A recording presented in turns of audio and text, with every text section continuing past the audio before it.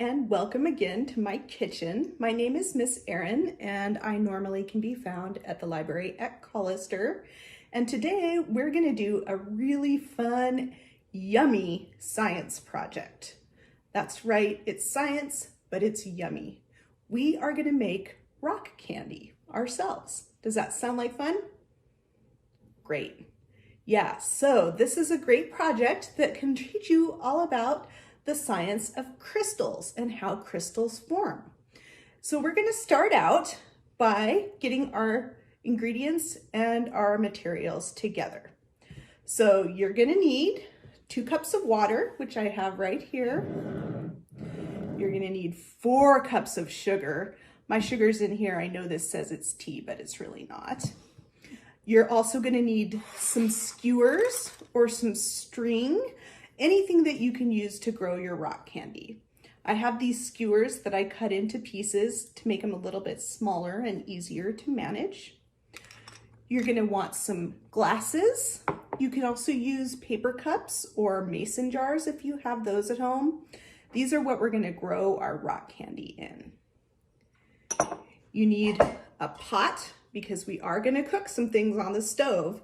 Now remember, ask your parents or your caregivers before you start this project and get help from them when we move to the stove because you don't want to burn yourself. You'll want a measuring cup so that you can measure out your sugar.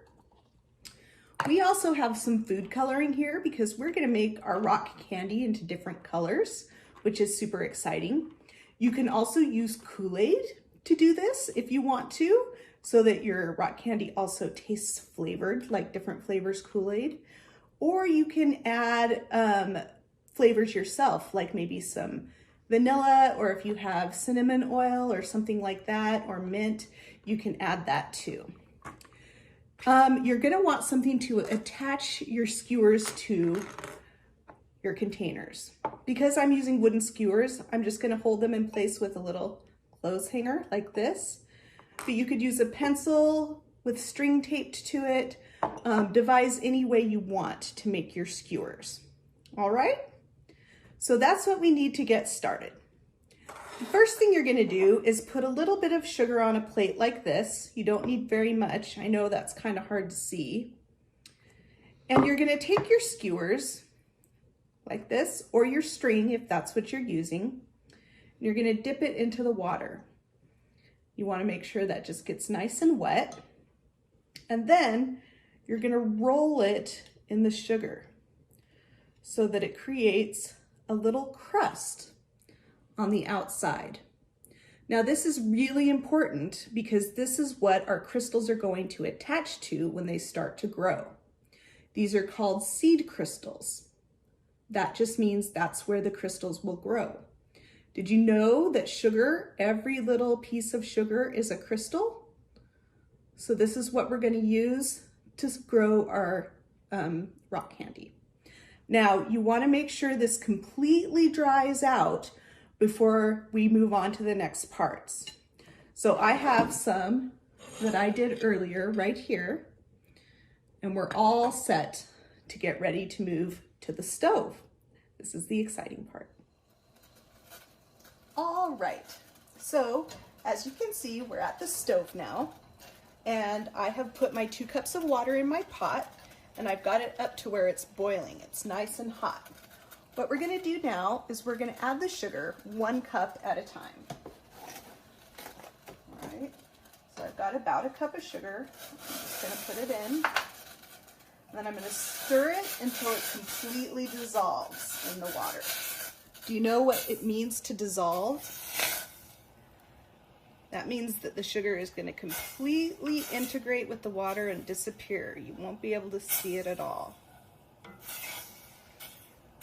Almost got it all dissolved. Great. So now I'm going to add the 2nd cup. There we go.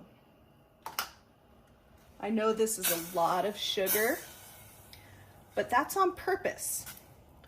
What we're doing is we are creating a supersaturated solution.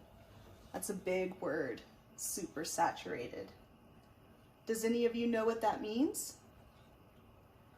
Supersaturated means we are putting more sugar into the water that the water could normally hold and dissolve at room temperature. So we've heated up the water to make it able to dissolve more sugar in it. And that's what's going to allow us to create our crystals. So I've added the third cup. I'm going to stir that again too. Now you'll notice with each cup of sugar that you add, it takes a little bit longer for it to totally dissolve and for the water to become totally clear. That's because it's getting to the point where it's got so much sugar in it that it just can't have any more and dissolve it. All right, we're almost there. Okay, let's add one more cup.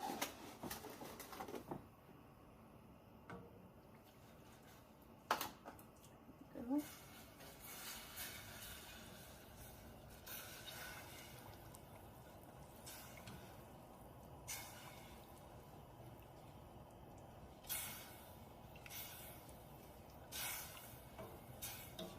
You can see it's taking longer to turn completely clear.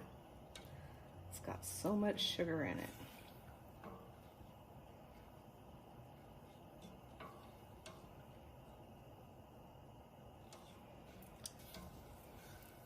Now, just for good measure, I'm going to add a half cup more, just to make sure that we've got a really super saturated solution. Lots and lots of sugar in it. As much as this water can hold. Okay.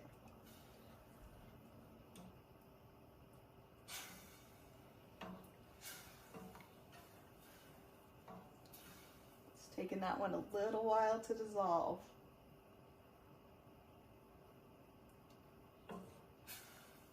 Perfect. Now what you want to do is let this come to a boil, and you can stir it to make sure. And you'll know it's ready when it boils a little bit and it becomes completely clear. You can see now it's got a little bit of a yellow tinge to it. That is going to clear up in a little bit. So we'll let this boil and turn into a super saturated solution. All right, as you can see, we're starting to get it boiling here just a little bit. You see those bubbles on the side and in the middle? Just gonna let it boil until it turns completely clear. It shouldn't take very long, maybe a minute or so. You can give it a little stir every now and then.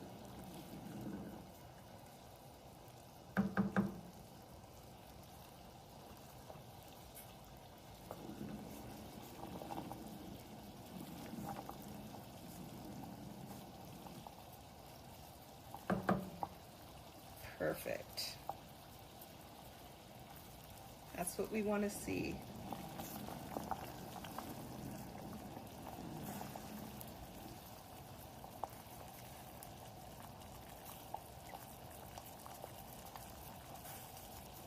It's looking really good. It's starting to be really clear.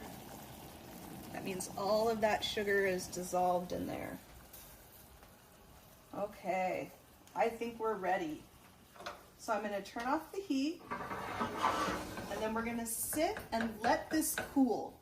You probably want it to cool for at least 30 to 40 minutes. So this project does take a little while, but the result will be well worth it. All right, so now we've let our sugar solution cool way down. It's been cooling for about 40 minutes, so it's still hot, so be careful. But it's cooled off enough that we can move on to the next step. So what you want to do first is take your dried sugar sticks. Remember, these are the ones that we rolled in sugar. And you want to measure and attach them so that they can sit in your cup. Now you want it to be a little bit off the bottom, and you don't want it to touch the sides. And then if you clasp it in the clothespin, you can see that it looks just like that. So it's a little bit off the bottom and it's not touching the sides. All right. You can do this beforehand, and you can see I've done this for all 3 of my sticks. Then just leave the clothespin attached and carefully bring it out. What we're going to do then is we're going to add a little bit of food coloring to each one of our cups. I'm going to add some red in there, green in here, and this is what's going to allow our crystals and our rock candy to be pretty colors when it comes out. Won't affect the taste of it at all. If you had flavors that you wanted to add, now is the time to add them right in the cups. Then we're very, very carefully going to pour our supersaturated sugar solution into our cups. Got a measuring cup here to help me do that. So we're just going to take some out and we're going to pour it into our cup. Just like that. All right. Looks beautiful blue. This one's going to be green. Perfect. And this one will be red. I need a little bit more for that one. Now you can make as many colors as you have containers. There we go. Perfect. All right. Now we're going to take our sticks with the sugar, very carefully lower them into the cups.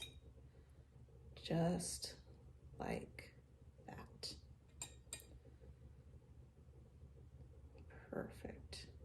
Okay. Now here's the hard part. These sugar crystals grow very slowly. They grow molecule by molecule. Do you know what a molecule is? It's a building block that makes up everything on the planet. And they're super tiny. They're so tiny, you can't see them at all with your naked eye. You need a super powerful microscope to see a molecule. Very, very powerful. So you can imagine it takes a while for these crystals to build up. In fact, we're going to let them set for at least 4 to 7 days. That's right.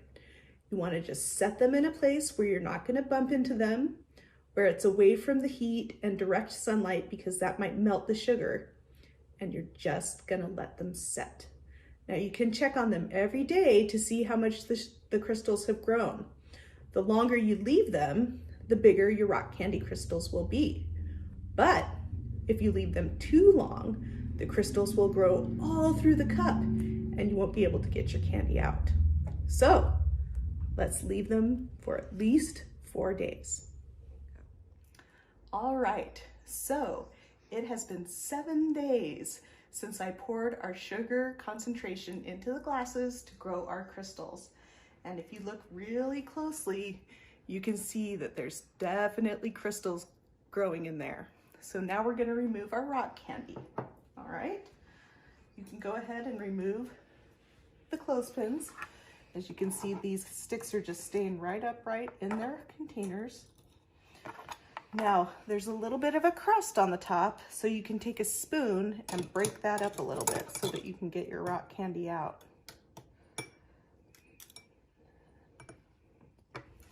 Look at that. You can see all of those crystals that grew on that. It's going to be a little bit drippy, so put it down on a plate. Let's try the blue one. Ooh, look at that. Look at how pretty that is. Yum. Now let's try the red. Break it up a little bit.